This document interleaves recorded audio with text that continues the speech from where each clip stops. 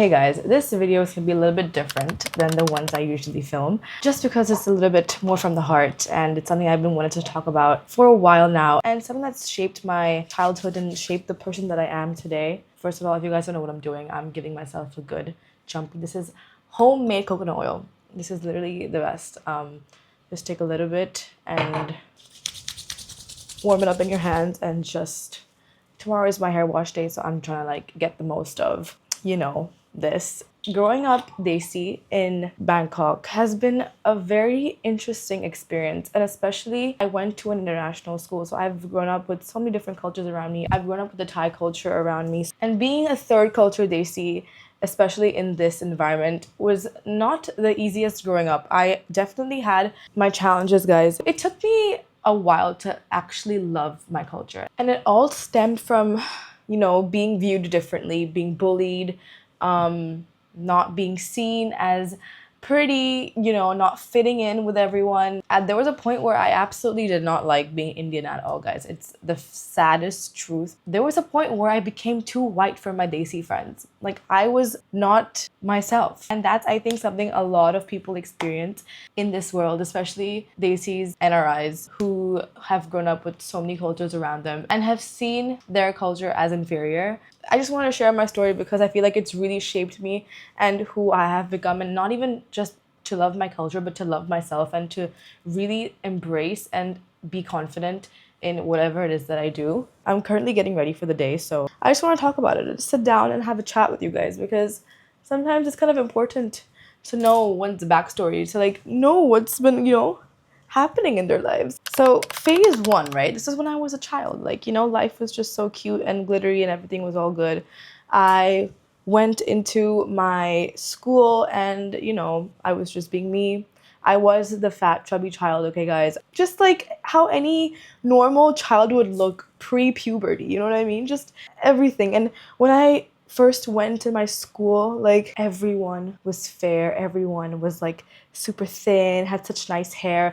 And there I was with my frizzy ass, curly ass hair that was not tamed at all, and it was just basically everywhere. I used to go to school with oil in my hair and my hair in braids, and that was the first time where I felt like, oh shoot, like, I don't feel pretty. Like, why does everyone else like look so good and look so put together, and there's just me with my chubby self? And guys, I had body hair. I had arm hair, I had leg hair, and like whenever I would wear a skirt or like when I would wear a top, like, I mean, my uniform, like, you could see my body hair, okay? And I was like, why are all these kids like, why are these, first of all, so fair and like not a single not a single hair on their body? Like, what is going on? And I think that kind of altered my reality a little bit, because I was never exposed to such kind of people until I went to my international school. When I was in elementary, that was when I kind of started feeling insecure about myself and my identity, because I was different than everyone around me. I looked different. I used to open my tiffin and people would literally be like, girl, like, what's that smell? Or they would move away from me, and that used to break my heart, guys. They would literally move. Like, they would stare at me, they would move, they'd be like, what is that? Me eating with my hands was an issue. Like, I was being stared at for eating with my hands, okay? Whenever I got my paratha to school, whenever I got my sabji roti to school, like, it would be a deal. It would be a crazy deal. Everyone would be like, that kind of smells. All that. Basically, all that. I can attest to the fact that this experience has been experienced by almost all desis, like third culture desis. I just know, okay? And it was definitely very, very difficult for me at that point. I remember we had like picture day at school, and I had PE before taking my pictures, and my hair was oily and it was in a braid because I needed to tame my hair because I had PE. And my yearbook picture, whatever, I literally looked like a jumpy.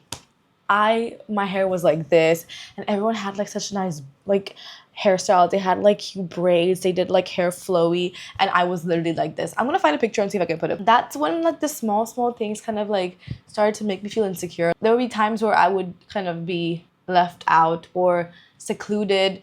They would move like this, because when I would sit next to them, they would do this.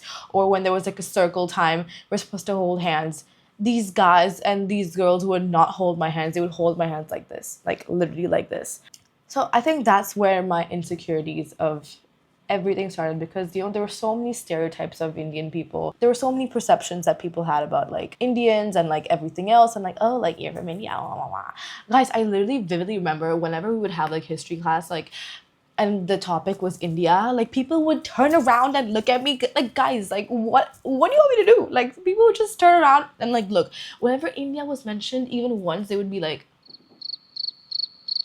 and I would literally just like look ahead and sit in silence. Like, what am I? Why are you staring at me? Number one, this all basically got to me. And going into middle school, I basically wanted to lock that side of me away, far away, because I wanted to fit in so bad. I was at that age where I wanted to be friends with everyone. I wanted to be involved in everything. I wanted people to know who I was. I wanted to be cool. I wanted to be this, that. I toned down my desi side. My middle school era, I was basically acting like I was white. I kind of toned down my desiness, and I knew that deep down I'm still desi. Like I have desi food at home. I look desi. I go to like these cultural events. Like I'm still a desi person, but I feel like I had to like be a different version of me to be accepted and to be cool and to be everyone's friend. And guys, I would straighten my hair in middle school like whenever I got the chance. My accent got very white. I would code switch obviously, but like my accent got so white. I basically started just behaving very whitewashed. Guys, I went to international school. I went to an American school. So like obviously, I wasn't whitewashed. I was just not being my desi self, if that makes sense. There was also a phase where I started to listen to English music a lot more, a lot of rap, a lot of like pop songs, and I'd be like, yeah, like I don't listen to Bollywood music anymore. Like I'm cool. Like I listen to Taylor Swift and I listen to Rihanna and I listen to Ariana Grande. I love them, but like still, you know what I mean. In middle school, naturally, you're going through puberty. You're gonna look different. I lost my baby fat. I lost my weight. I lost, started like becoming more myself and started looking more like myself. And I would hear things like, oh my gosh, you're so pretty for an Indian. I heard this so much during my middle school era and even up to high school. People would be like, you're so pretty for an Indian. Like, for an Indian, you're so nice. For an Indian, you're so this, you're so that. It's so sad that back then I took that as a compliment. I took that like, wow, like, yeah, I'm not like everyone else. I'm not that Indian girl. I remember like vividly telling my mom, like, mom, don't pack me like Indian food. Pack me like pasta. Pack me sandwiches. Pack me like Thai food. Pack me fried rice.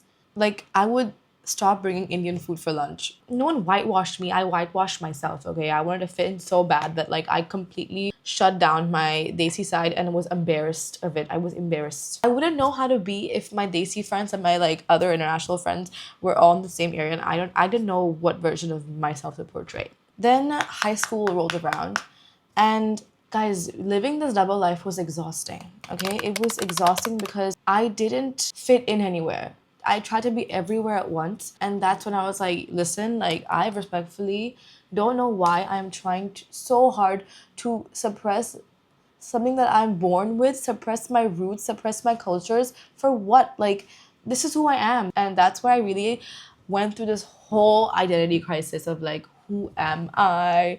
Which I think so many of us go through, which is so natural. Everyone has their own journey of finding who they are and finding their identity and being confident in who they are. I was not being myself, and I knew that.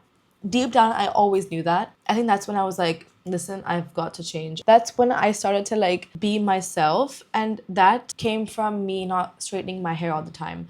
That came from me starting to bring Indian food to school. That started from me oiling my hair to school here and there. Really just had to let go of that fear of not being liked, because I was so traumatized from when I was a child, from the bullying and just from the experience that I've had, that I just want to be, I just want people to see me and like me for who I am. And it took me a while to like actually fully understand that and like accept that and actually implement that in my life. Fast forward to uni, like I was this whole different person. I know this sounds so small, guys. This sounds so small, but in high school, there was one day where I looked at my arms and I was like, you know what? I have body hair. I would wax a lot before in middle school and stuff and like not have any body hair. But in high school, like I literally looked at my arms one day before going to school. I'm like, yeah, like I'm just gonna walk in with my arms with hair.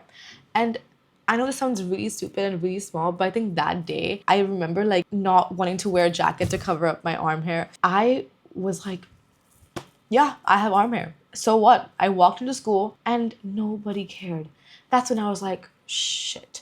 Nobody cares. Obviously, when you're, young, like people are gonna like do all these things, but ultimately, no one cares if I have body hair or not. Like I walked into school and my day went just fine. It went by like every other day. And that's when I was like, oh, so what if I have body hair? Like I genuinely, yeah, okay, that is something that like that switch I think made me switch, if that makes sense. Like even when I went to uni, they'd be like, oh, you're Indian, oh, you're so pretty for an Indian, oh, you're so this for an Indian. I'm like, what is that supposed to mean? What do you mean by that?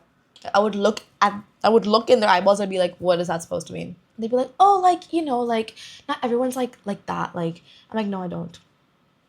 So it really became a point where I kind of started standing up for myself, and people would be like, oh yeah, so you speak Indian, right? I'm like, no, I speak Hindi. No, I speak Gujarati. Indian? No, I don't speak Indian. Babe, know your facts. Like, I know we are stereotyped pro max, but come on, like, uni was the era where I found myself the most. Uni was the era where I started to really embrace myself for who I am. And I think God really knew this about me. I met my uni best friend. Her name is Harpriya. And she basically, we are the same people in different fonts. Okay? She went through the same experience as I did with figuring out how desi she is, figuring out how she's like too white for her desi friends and too desi for her white friends. And like, we both had that similar thing growing up. Me and Harpriya, like, we had our thesis project coming up, like, for our 4th year. That was like our graduating project. Like, if we wanted to graduate, we had to do that project. And Harps and I were both talking, and we're like, what is something that makes us us? What is something that we want to share our story with to the world?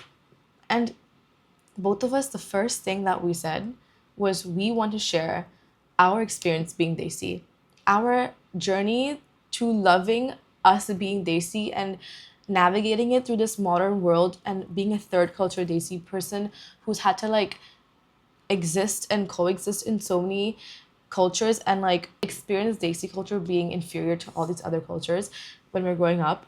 And that's why we created Desi Me, guys. This page genuinely is our ode to our journey of us being the woman that we are today.